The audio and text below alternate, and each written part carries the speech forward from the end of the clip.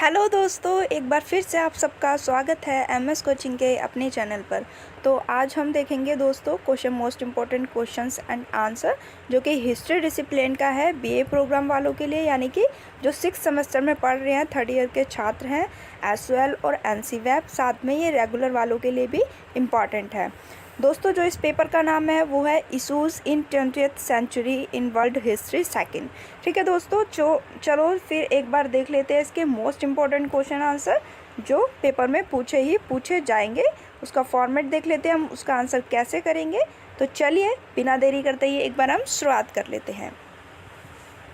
पहला क्वेश्चन पूछा गया है दोस्तों, विऔपनिवेशीकरण क्या है, इसकी चर्चा करें। तो ये क्वेश्चन दोस्तों प्रीवियस ईयर क्वेश्चन पेपर में पूछा गया था। तो ये पेपर में चांसेस होते हैं कि 99% ये पेपर में आए ही आए। तो देख लेते हैं इसको हम कैसे अटैम्प्ट करेंगे जब हमारा क्वेश्चन पेपर हमारे हाथ में होगा। तो विऔपनिवेशीकरण एक ऐसी संकल्पना है जिसकी राष्ट्रीय शासन प्रणालियों, आर्थिक, राजनीतिक एवं सांस्कृतिक विकास की दिशा को परिवर्तित करने में वृहद भूमिका रही है। यह प्रक्रिया इसलिए भी महत्वपूर्ण है क्योंकि इसके प्रभाव वर्तमान समय को भी प्रभावित कर रहे हैं। तो दोस्तों इसमें हमें डालना है जो विऔपनिवेशीकरण होता है वो क्या होता है। तो विऔपनिवेशीकरण का साधारण सा मीनिंग यही है कि इससे क्या होता है दोस्तों, किसी भी देश का आर्थिक, राजनीतिक और सांस्कृतिक विकास क्या होता है वो थोड़ा बदल जाता है। उपनिवेशीकरण का मतलब क्या होता है दोस्तों, जैसे कि हमारे देश में अंग्रेज़ों ने हमारे देश को गुलाम बनाया था 200 सालों के लिए, तो उसे उपनिवेशीकरण कहेंगे। जब हमारे देश को आज़ादी मिल गई तो उसे क्या बोलेंगे दोस्तों, विउपनिवेशीकरण बोलेंगे। तो विउपनिवेशीकरण, जब हमें आज़ादी मिली तो हमारे देश में बहुत से चेंजेस आए थे, तो वो जो चेंजेस आए उसी को विउपनिवेशीकरण की परिभाषा दी गई है। आगे समझते हैं दोस्तों।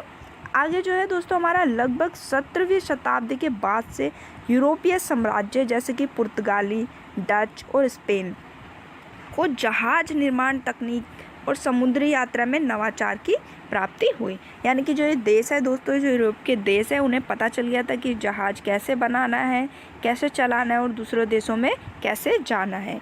उन्होंने नई दुनिया में अभियान शुरू करने के लिए इन नवाचार का उपयोग किया। अभियानों के माध्यम से वह एशिया और अफ्रीका में व्यापार का विस्तार करने में सक्षम हुए। उन्होंने किस किस का व्यापार किया दोस्तों, मसाले, कीमती धातु और सूती वस्त्रों का व्यापार किया। जहाज़ों के माध्यम से दूसरे देशों में जाके उन्होंने इन सब चीज़ों का व्यापार किया। आगे है दोस्तों, ब्रिटिशों ने भी किया इसी तरीके से, विदेशों में अपना व्यापार बढ़ाना शुरू कर दिया, जिसके माध्यम से वे भी अपनी वैश्विक शासन स्थापित करने में सक्षम हुए, जिसे साम्राज्यवाद के रूप में जाना जाता है।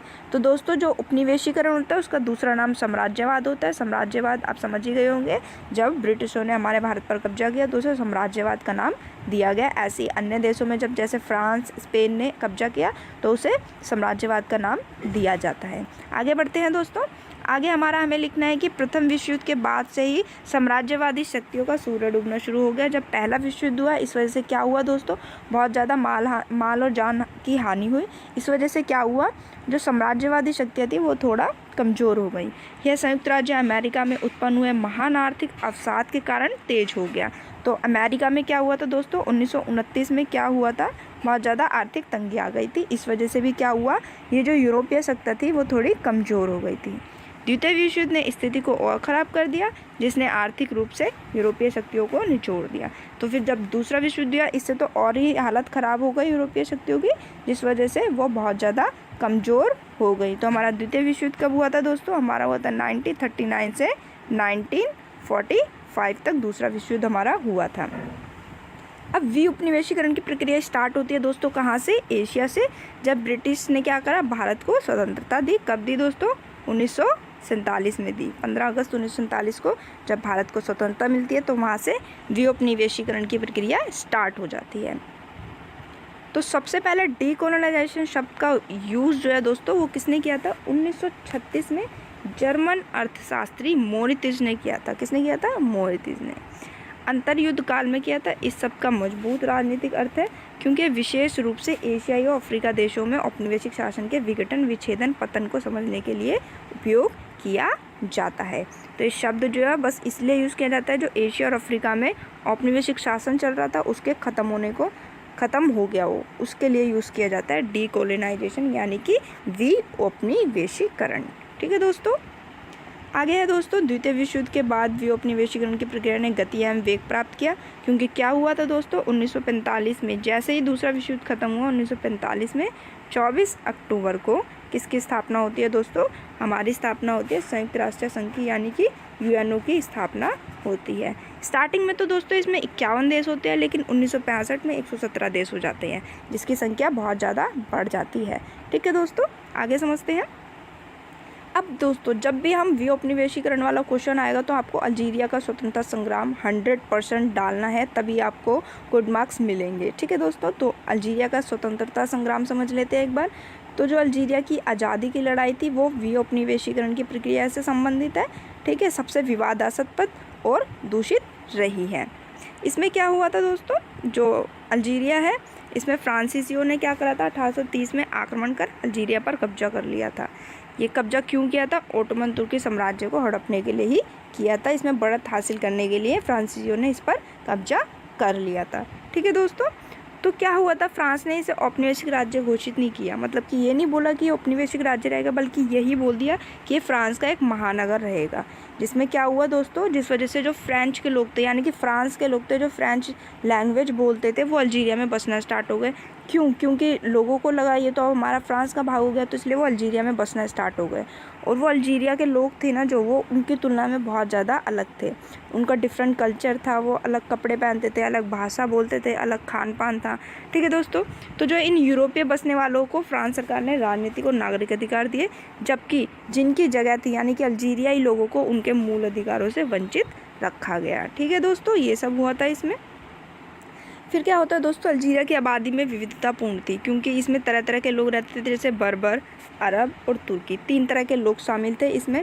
अल्जीरिया लोगों को 1930 के दशक तक विभिन्न समूहों के तहत वर्गीकृत किया गया था, क्योंकि एक अयोग्य और दमनकारी फ्रांसीसी शासन स्वतंत्रता के संबंध में उनकी धारणाएं अलग अलग थी। तो जो अल्जीरियाई समूह थे वो अलग अलग समूहों में बंट गए थे स्वतंत्रता लेने के लिए। किन से दोस्तों, फ्रांस से स्वतंत्रता लेने के लिए।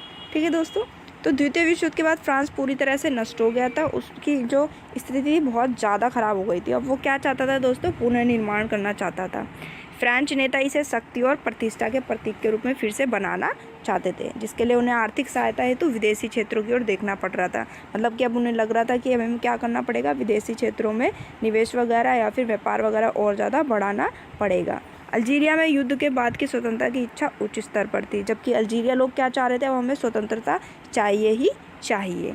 ठीक है दोस्तों, फिर क्या होता है, परिणाम स्वरूप 1945 में क्या होता है, एक सैटिफ नाम का शहर होता है, जिसमें क्या होती है, बहुत गंदी वाली झड़प हो जाती है।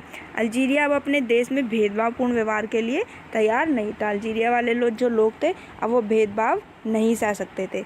उन्होंने क्या करा दोस्तों, इस वजह से सैटिफ नामक शहर में झड़पें की।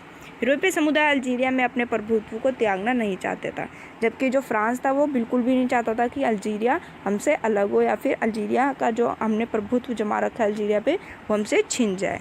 ठीक है दोस्तों, अब फिर क्या होता है, जो युवा अल्जीरियाई होते हैं वो राजनीतिक माहौल से प्रेरित होने के बाद क्या करते हैं, एक तरीके से एक पार्टी बना लेते हैं, फ्रंट डी लिबरेशन नेशनल नाम से। ठीक है दोस्तों, और इसके बाद क्या होता है, युद्ध होता है, और स्वतंत्रता के लिए युद्ध होने के बाद 1 जुलाई 1962 में इन्हें अल्जीरिया को स्वतंत्रता मिल जाती है। किससे मिल जाती है दोस्तों, फ्रांस से मिल जाती है। तो ये तो था व्यूपनिवेशीकरण, अल्जीरिया का स्वतंत्रता संग्राम था दोस्तों ये, जिसमें क्या होता है, फ्रांस अल्जीरिया पे कब्जा करता है 1823 में, और 1962 में अल्जीरिया को आज़ादी मिल जाती है। ठीक है दोस्तों, पर अब निष्कर्ष देख लेते हैं एक बार कि निष्कर्ष कैसे लिखना है। व्यूपनिवेशीकरण की प्रक्रिया की गतिशीलता को समझने के लिए अल्जीरिया का अनुभव एक महत्वपूर्ण उदाहरण है। स्वतंत्रता प्राप्त करने के बाद अल्जीरिया पहले से भी अधिक साधनों और शक्तिहीन हो गया। क्यों हो गया दोस्तों, क्योंकि अब जब कोई देश उस पर कब्जा कर लेगा, कब्जा करने के बाद जब उसे छोड़ेगा तो क्या होता है दोस्तों, उस देश में साधनों की कमी हो जाती है और शक्तिहीन हो जाता है। मतलब कि जैसे भारत में स्थिति खराब हो गई थी जब उसे आज़ादी मिली थी, उसी प्रकार क्या हुआ दोस्तों, अल्जीरिया की भी यही स्थिति हुई।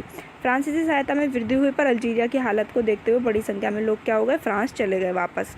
जो लोग फ्रांस से अल्जीरिया में रहने आए थे, फ्रांस से जो फ्रेंच लैंग्वेज बोलते थे और जो अल्जीरिया में बस गए थे, अल्जीरिया की हालत देखने के बाद दोस्तों वो दोबारा फ्रांस में चले गए। पूरे अनुभव ने फ्रांस और अल्जीरिया दोनों को हतप्रभ छोड़ दिया, और अल्जीरिया में शांति भी लंबे समय तक नहीं बनी रही। ठीक है दोस्तों, so thank you for watching this video. और अगर आपको और वीडियोस चाहिए और मैं बनाऊँ इम्पोर्टेंट क्वेश्चन की, तो आप कमेंट सेक्शन में मेरे को बता सकते हैं, मैं वीडियोस बना दूँगी।